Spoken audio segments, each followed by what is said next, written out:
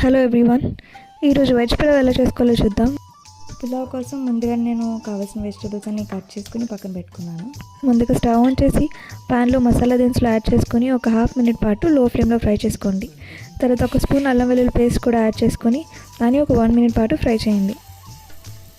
తర్వాత మనం ముందుగా కట్ చేసి పెట్టుకున్న onions, potatoes, carrots, green peas, పచ్చిమిర్చి ఇవన్నీ కూడా వేసుకొని ఫ్రై చేసుకోండి. నాకైతే గ్రీన్ పీస్ చాలా ఇష్టం, సో అందుకే నేను రెగ్యులర్గా దీన్ని చాలా డిషెస్లో వాడుతూ ఉంటాను. అలాగే మీకే వెజెస్ ఇష్టమైతే ఆ వెజెస్ని మీరు కూడా యాడ్ చేసుకోవచ్చు.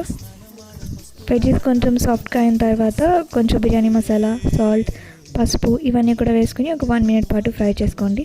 తర్వాత వాటర్ని యాడ్ చేసుకోండి. దానిలోనే మనం కట్ చేసి పెట్టుకున్న కొత్తిమీరని, పుదీనాని కూడా యాడ్ చేసుకోండి. ఇలా వాటర్ మరుగుతున్నప్పుడే మనం సాల్ట్ కూడా చూసుకోవాలి. సో టేస్ట్ చేస్తే మనకు దాన్ని సీ వాటర్ లాగా అనిపించాలి. తర్వాత 1 అవర్ పాటు నానబెట్టుకున్న రైస్ని వాటర్లో యాడ్ చేయండి. నేనైతే చుట్టుముత్తల రైస్ యూస్ చేస్తున్నాను కాబట్టి నేను ఒక గ్లాస్కి 2 గ్లాస్ వాటర్ యూస్ చేశాను. మీరు కనుక బాస్మతి రైస్ని యూస్ చేసినట్లయితే ఒక గ్లాస్కి 1.5 గ్లాస్ వాటర్ని యాడ్ చేయండి. ఈ గ్యాప్లో మసాలా దినుసులు అన్నిటిని నేను రీఫిల్ చేసుకుందామని వీటన్నిటిలో పెట్టాను. సో నాకు ఇలా ఆర్గనైజ్గా పెట్టుకోవడం చాలా ఇష్టం.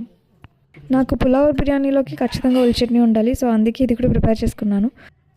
ఉల్లి చట్నీ కోసం సన్నగా తరుక్కున్న ఉల్లిపాయలు, పచ్చిమిర్చి, కరివేపాకు, కొత్తిమీర, నిమ్మకాయ, కొంచెం సాల్ట్ ఇవన్నీ యాడ్ చేసుకుని ఉల్లి చట్నీ కూడా ప్రిపేర్ చేసుకున్నాను.